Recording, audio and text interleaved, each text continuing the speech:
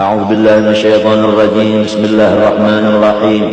الحمد لله على نعمه المتواترة وأياديه المتكاثرة ومننه الغامرة، والصلاة والسلام على سيد أهل الدنيا والآخرة سيدنا وحبيبنا وشفيعنا محمد وعلى آله وأصحابه الأنجم الزاهرة. أما بعد، قال الله سبحانه وتعالى وهو أصدق القائلين: أعوذ بالله من الشيطان الرجيم. بسم الله الرحمن الرحيم. إنما يريد الله ليذهب عنكم الرجس أهل البيت ويطهركم تطهيرا. وقال تعالى: قل لا أسألكم عليه أجرا إلا المودة في القربى. الآية. وقال صلى الله عليه وآله وسلم: يحشر المرء مع من أحب، أو كما قال. Alhamdulillah wa syukur, kita ucapkan puji syukur kita kehadrat Allah Subhanahu wa taala yang telah mengumpulkan kita bersama-sama di dalam majelis haul daripada salah seorang daripada awliya illahi subhanahu wa ta'ala, yaitu Habib Muhammad bin Habib Abdul Karim As-Samman Al-Madani Al-Hasani. Beliau ini salah satu daripada zuriat daripada junjungan kita Nabi besar Muhammad sallallahu alaihi wasallam yang disebut al-waladu juz'un minal walid. Anak itu satu suku-suku daripada orang tuanya. Faman ta'allaqa bil juz'i faqad ta'allaqa bil kulli. Barang siapa berpegang kepada juz'u, maka sama dengan berpegang kepada kul. Di dalam ayat suci Al-Quran disebutkan bahwasanya Allah Subhanahu wa ta'ala menyatakan dengan kata innama, ada tuhasrin di dalam ilmu nahwu, hanya saja kehendak daripada Allah Subhanahu wa ta'ala mensucikan semua kulawarganya Rasulullah sallallahu alaihi wasallam daripada segala kekotoran-kekotoran. Jelas di dalam ayat itu bahwa Rasulullah dan Siti Fatimah Az-Zahra dan anak cucunya sampai hari kiamat adalah ahli surga.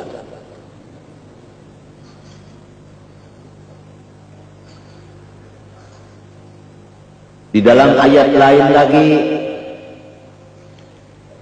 ya Muhammad, sampaikan kepada semua umatmu, aku tidak ada mengharap apa-apa imbalan dan balasan daripada kamu atas kesusahpayahan mengajar dan memimpin kamu. Hanya aku menyampaikan pesan Allah, cintailah kulawargaku. Ini pesan Allah. Di dalam hadis disebutkan yuhsyarul mar'u ma'a man ahab. Siapapun akan dikumpulkan nantinya bersama-sama orang yang dicintai oleh hatinya.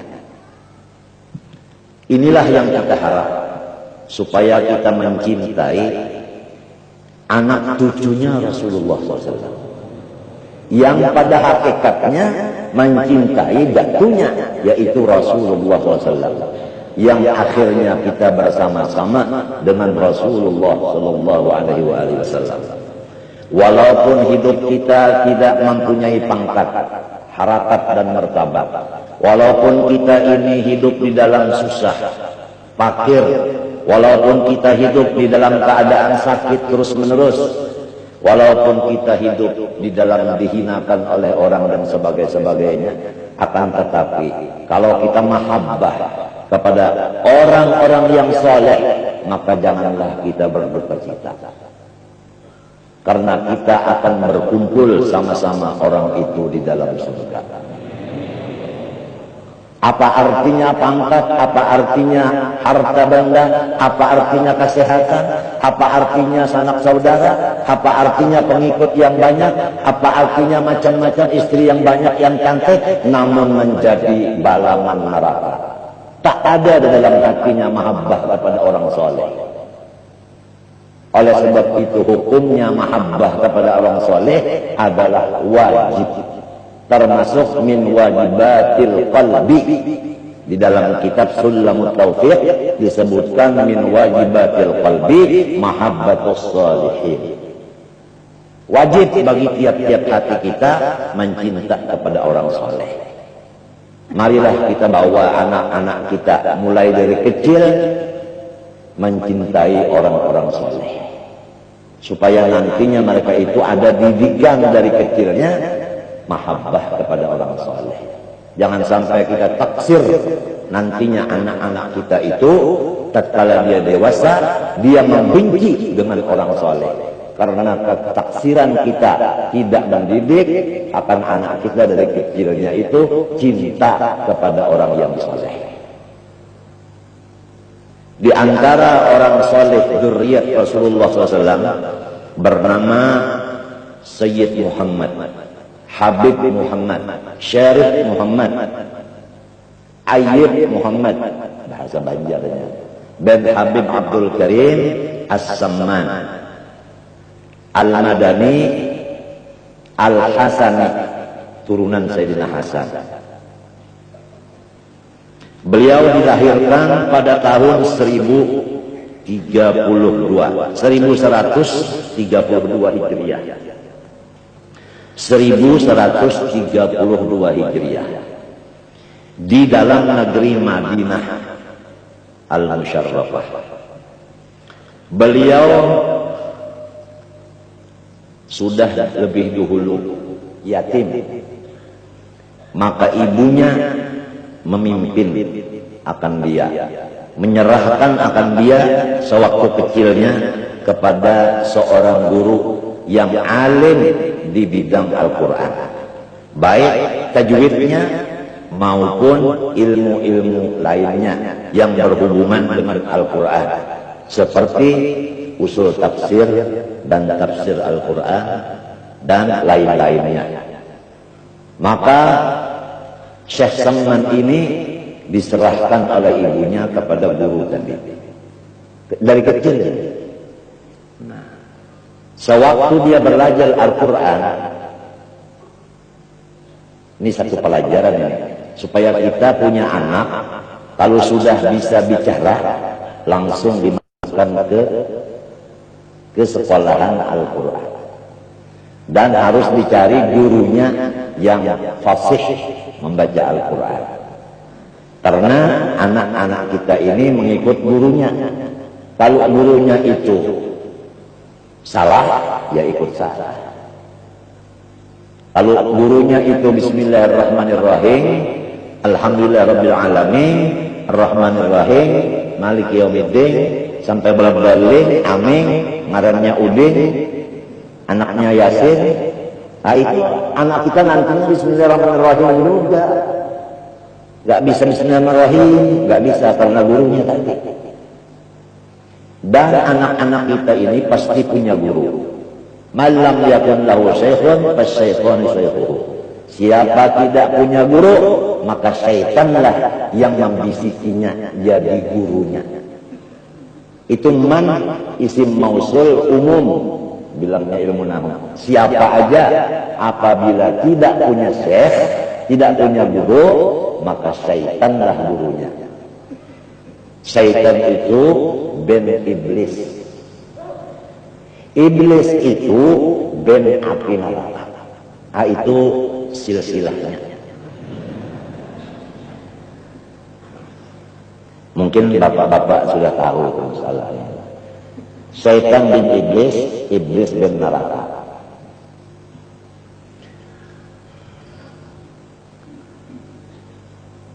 Sewaktu Syekh Saman ini belajar Al-Quran, di sini ada keganjilan, keistimewaan, keunggulan, yaitu setiap kali beliau diberi makan oleh ibunya makanan, beliau makan.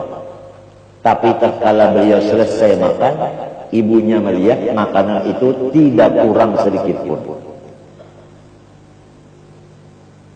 Bahasa Banjarnya kalau muka itu, kalau sampai banyak-banyak bisi baras lagi sudah. Sepiring aja, balik makan ada pulang. Karena malam makan sepiring ada pulang. Jadi ibunya ini melaporkan kepada gurunya yang mengajari Quran tadi. Hal yang demikian spontan dijawab oleh gurunya. Hai ibunya Syekh Saman, kamu jangan ragu bahwa anakmu ini sudah diberi pangkat wali kutub dari kecil. Aduh, bagaimana bahagianya seorang ayah dan ibu punya anak dari kecilnya sudah diberi pangkat waliullah. Orang wali itu tanda-tandanya menurut di hadis yang lebih sahih itu dua. Pertama, pemurah. Yang kedua, tidak pemarah.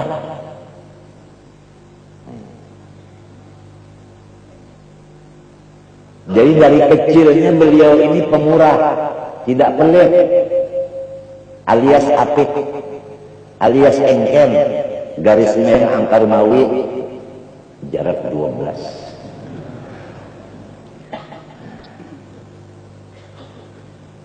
As-sakhiyu habibullah walau kana jahilan. Ma jabalallahu waliyan illa bis-sakha'i wa husnil khuluq atau kama qala sallallahu alaihi wasallam. Tabiatnya wali-wali itu dua. Ini tradisinya wali-wali itu dari kecilnya ini. Yang disebut orang barat kalau tradisi dari kecil insting. Itu tabiat fitriyah namanya, bahasa Arabnya, insting. Ada Inggrisnya juga sedikit. Sebab kita ini dijajah oleh Inggris dengan bahasa. Jadi tabiatnya semua aulia itu pertama bis asakha, murahan atau sosial. Yang kedua, wa husnul khuluq. Mengenai perangai yang baik ini Abu Hurairah ditanya orang, apa maksudnya husnul khuluq? Abu Hurairah menjawab radhiyallahu anhu, yaitu tidak pemarah. Oh, bagaimana bahagianya kita kalau punya teman pemurah tidak pemarah. Rasanya enak ya, enak. Tapi kalau punya teman sering marah-marah, ya suka emonisasi, apa itu? Yang marah-marah itu apa? Emosi, ya. Saya ini kalau tidak diladari nggak bisa. Wa 'allamaka ma lam takun ta'lam. Emosi. Emosi itu apa? Emosi itu bandnya emosi adalah band api. Band api. Api itu ya neraka. Jadi orang yang emosi itu orang yang sudah dapat neraka. Buktinya orang emosi matanya merah. Itu sifatnya api itu merah. Si jago merah. Al-ghadab yufsidul iman kama yufsidul qalbul asal. Marah itu merusak iman. Kalau iman sudah rusak, kemana tempatnya? Jelas neraka. Jadi kita jumlahkan secara ilmu mantik, natijahnya orang yang pemarah itu masuk neraka. Itu natijahnya. Janganlah kita didik diri kita dan anak kita ini pemarah dan pelit. Maka gembiralah ibunya mendengar yang demikian. Kemudian Syekh Saman Al-Madani ini dari waktu kecilnya itu dia ini senang kepada orang-orang yang ziarah ke makam datunya Rasulullah SAW. Dan dia ini adalah dari kecil penunggu pintu hadrat Rasulullah SAW. Kalau orang mau ziarah ke kubur Rasulullah, Syekh Saman Al-Madani mulai dari kecil yang megang kuncinya, yang membukakan, masuk ke dalam langsung. Kalau zaman dulu datuk-datuk kita itu masuk langsung ke dalam, berdekatan dengan bangunan itu, dengan apa, dengan kuburannya itu. Kalau sekarang karena sudah yang jadi raja Wahabi, nggak boleh lagi masuk ke sana, nggak boleh lagi. Malahan katanya Wahabi ziarah itu syirik. Rasulullah SAW pada satu malam tidak ada di rumah istrinya yang satu. Abu Hurairah cari, Rasulullah nggak datang-datang, ini nggak keluar-keluar. Ada apa ini? Ketok istri yang pertama, nggak ada. Yang kedua, ketiga, sampai yang kesongo, tak ada. Abu Hurairah ini selalu takut, jangan-jangan Rasulullah ini dibunuh orang.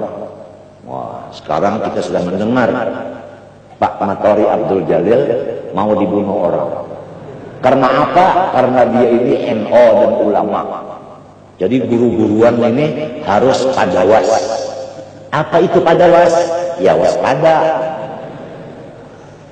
Kalau bisa seluruh kaum muslimin punya senjata, bukan hanya anggota MPR dan DPR saja.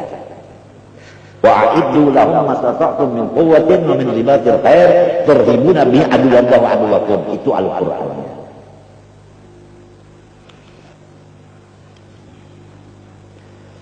Sekalinya Rasulullah SAW itu dicari-cari nggak ketemu Abu Hurairah, melihat cahaya nur Rasulullah SAW ada di kuburan Baqi'il Gharqad di Madinah.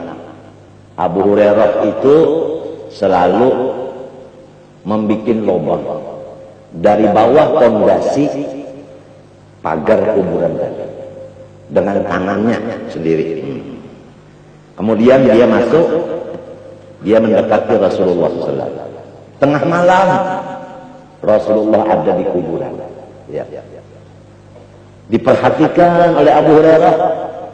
Rasulullah SAW minta kepada Allah keampunan atas dosa dan kesalahan dirinya dan seluruh muslimin muslimat. Artinya Rasulullah ziarah ke kubur. Rasulullah berdoa minta kepada Allah di pekuburan. Kalau disebutkan bahwa orang ziarah itu musyrik, berarti Rasulullah yang musyrik.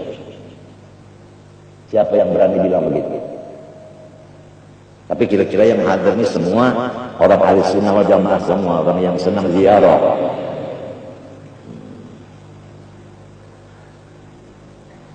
Dari kecilnya Syekh Saman ini megang kuncinya pintu hadrat Rasulullah SAW. Dan apabila orang yang mau ziarah ke kubur Rasulullah itu ternyata orang itu masih di dalam thalabatul ilmi, artinya masih di dalam belajar. Apalagi orang yang mau ziarah itu seorang guru yang sudah mengajar. Apalagi yang ziarah itu seorang yang soleh, orang yang punya karamat, wali. Maka yang tiga golongan ini dipersilahkan oleh Syekh Saman mulai kecilnya lebih dulu naik ke rumahnya, diberi makan dan minum. Selesai makan minum baru dibawa ziarah ke makam Rasulullah SAW. Dan diperkenalkan oleh Syekh Saman kepada Rasulullah orang yang ziarah ini namanya satu persatu. Misalnya ada nama Muhammad. Ya Rasulullah, ini Muhammad ziarah ke kuburmu. Nah ini si A, ini si B, itu begitu. Sebagaimana zaman tahun 70-an itu, begitu muzawir membawa jamaahnya ziarah, diperkenalkan si yang dibawanya ini kepada yang diziarahi. Satu persatu namanya. Karena orang-orang yang saleh itu dalam kuburnya tetap hidup. Bal ahya'un 'inda rabbihim yurzaqun. Hidup.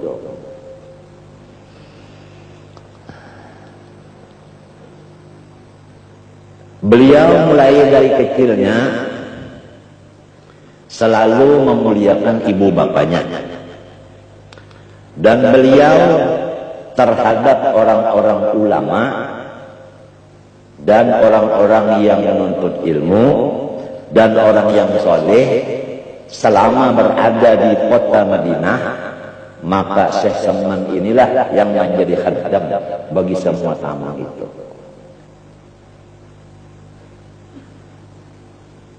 Kalau tamu itu menghajatkan makanan apa-apa, Syekh Saman yang membelikan ke pasar. Tamunya di rumah aja. Sayyidul Gaul khadimuh. Dari kecilnya begitu lihat. Dan dia ini dari kecilnya sudah memusyahadahkan akan wahdaniyatullah. Artinya tidak terbimbing hatinya itu dengan Allah. Tetap apa yang dilihatnya tidak melupakan kepada Allah. Apa yang didengarnya tidak melupakan kepada Allah. Maqam musyahadah, yaitu u'budillah ka'annaka tarah. Itu maksudnya musyahadah. U'budillah ka'annaka tarah. Beribadalah seakan-akan melihat Allah. Ini maqam musyahadah. Syekh Saman dari kecilnya sudah dapat musyahadah. Orang kalau dapat maqam musyahadah, seumpama mereka itu baca salawat, di dalam pandangan hati mereka yang membaca salawat itu adalah Allah untuk Rasulullah, bukan si Umar lagi. Itu di dalam penglihatan hatinya atau di dalam jauh pengrasaannya. Sudah jauh dari kita ini. Kalau kita ya kita terus. Allah Ta'ala sekarang nggak ada lagi. Itu kita namanya orang awam. Al-awam kal-awam. Orang awam itu persis jengkrek. Radhiyallahu anhu. Kemudian daripada itu, Syekh Saman meninggal dunia atau wafat pada hari Arba, tanggal 2 Dzulhijjah. Hari ini hari apa? Rabu ya, bukan Arba. Tanggal 2 Dzulhijjah. Pada tahun 1189. Jadi 1189 dipotong 1132, inaun sabaraha. Ini ada orang apa? Orang apa? Orang Bandung ini ada. Inaun sabaraha. Atur nuhun. 1189 dipotong 1132 berapa? 60 petok. Ada Maduranya di sini. Jadi ada Maduranya. Di sini ada juga orang yang mengajarkan dosen bahasa Inggris. Jadi ada instingnya tadi. Jadi semua kena. Ya itulah umur beliau. Padat dengan ibadah dan ilmu. Inilah tujuan hidup kita. Hanya dua. Pertama, waktu diisi dengan menuntut ilmu. Yang kedua, diisi dengan ibadah kepada Allah. Itulah dua tujuan hidup kita. Imam Ghazali membuat lagi di dalam kitab Ihya dengan dasar yang kuat. Hidup di alam dunia ini tujuan dua. Pertama, tidak boleh sakit hati. Ngerti semua? Gak boleh sakit hati, gak boleh sedih. Itu pertama itu. Siapa aja. Ini ada orang Betawi. Siapa aja. Gak boleh sakit hati. Harus gembira terus. Satu. Yang kedua, sibuk dengan ibadah. Itulah kesimpulan di dalam kitab Ihya juz yang keempat dari Imam Muhammad bin Muhammad Al-Ghazali. Jelas saja. Jelas. Kalau ada yang belum jelas, mungkin kelaparan gitu lah.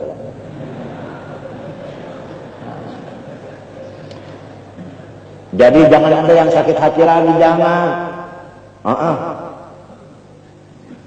Jangan ada yang sakit hati. Gembira terus, syukur terus.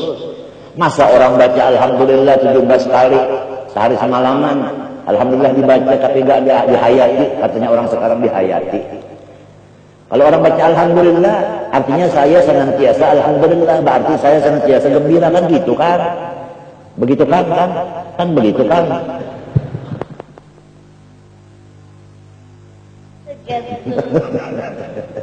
Gembira terus. Yang kedua, sibuk dengan ibadah. Sama ada ibadah tafakkur, sama ada dalam ibadah nazar, sama dengan ibadah mutala'ah dan lain-lain. Pokoknya ibadah. Ibadah itu dua aja, wajib sunat, sunat wajib. Sunat ya, sunat. Bukan bersunat, bukan. Kalau bersunat, kalau sampai 3 kali bersunat habis.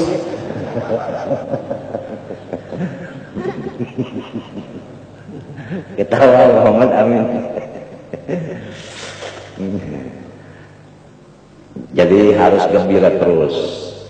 Bapak-bapak, kalau hati kita itu gembira, apa yang kita lihat itu jadi pelajaran, jadi ilmu. Apa yang kita dengar jadi ilmu. Oleh sebab itu Rasulullah berpesan, anak cucu saya jangan sampai ditangiskan. Kalau dia nangis, saya ikut nangis. Kalau saya nangis, Allah Ta'ala marah.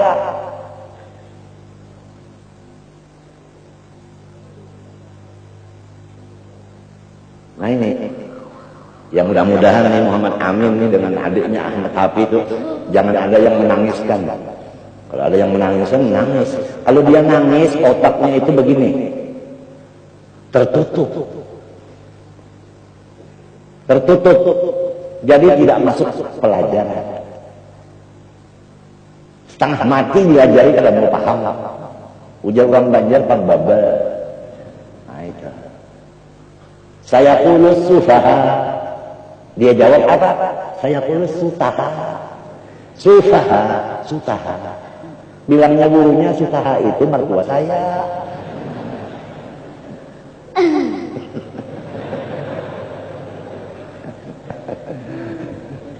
Tapi kalau ini anak ini suka gembira, otaknya itu terbuka.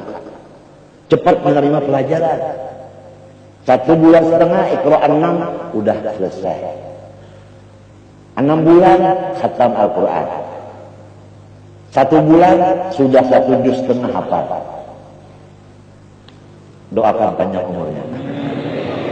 Ini akibat daripada jarang sedih, jarang nangis.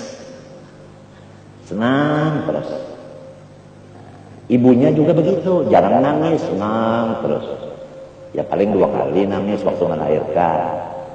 Saya bilang nangisnya 2 kali, tapi senangnya berapa kali dong? Yang penting rasanya, Bung. Emangnya di bulan ada coklat?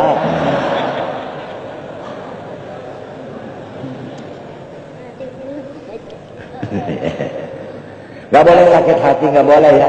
Gak boleh, itu sampaikan kepada anak istri. Gak boleh sakit hati, syukur terus. Kalau balak musibah banyak gimana? Nah begini jawabnya. Balak dan musibah kalau menimpa kepada nabi dan wali, itu adalah raf'ud darajat. Untuk meninggikan pangkat dia. Balak musibah menimpa kepada orang mukmin yang bukan wali dan bukan nabi untuk kafarah lisayyi'at wal khati'at, untuk membersihkan dari kekotoran dosa. Kalau kita orang awam ini kotor, ada yang membersihkan, kenapa jadi menangis? Mestinya kita gembira, berterima kasih kepada orang yang membersihkan itu, kan gitu. Kalau bala menimpa kepada orang kafir dan munafik, itulah yang disebut adab. Nah, Jadi bala itu terbagi kepada macam-macam. Kepada nabi dan wali raf'ul darajat. Kepada orang mukmin yang biasa adalah untuk penghapus dosa. Kepada orang kafir dan munafik itu yang siksa. Jadi orang yang beriman nggak perlu sedih. Kemudian kalau sudah sedih itu sudah bisa diatasi dengan gembira sesuai dengan kata alhamdulillah 17 kali waktu sholat. Kita tinggal lagi mengisi waktu supaya sibuk dengan ibadah tadi, yang wajib, yang sunnah. Sampai tidur pun kita niatkan karena ibadah juga. Karena mata kita kalau tidak dibuat tidur, nantinya kan kepala kita sakit. Kalau kepala sakit ya segala-galanya nggak enak lagi. Jadi menjaga kesehatan juga namanya itu ibadah. Terakhir, Syekh Saman Al-Madani ini kuburannya di Baqi'il Gharqad berdampingan dengan kubur segala istri Rasulullah sallallahu alaihi wasallam. Mudah-mudahan kita semua dimasukkan oleh Allah Subhanahu wa taala di dalam rombongan orang-orang yang cinta kepada orang saleh sehingga kita akan dikumpulkan Allah bersama-sama mereka. Amin Allahumma amin.